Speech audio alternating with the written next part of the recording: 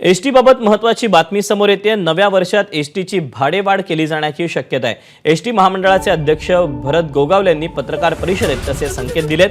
3 वर्षात एसटीची भाडेवाढ झाली नव्हती, त्यामुळे यापुढे 14.95% इतकी एसटीची भाडेवाढ करण्याचा प्रस्ताव ठेवला असून त्यावर सरकार निर्णय घेईल असं भरत गोगावले यांनी म्हटलंय।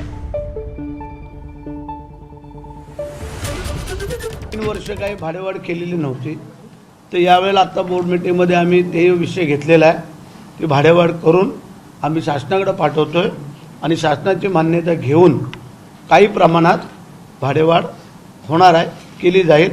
14.95% कमी ठेवलेत, म्हणजे 14.95% आहे।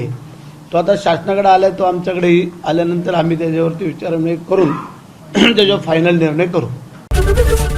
एबीपी माझा, उघडा डोळे बघा नीट।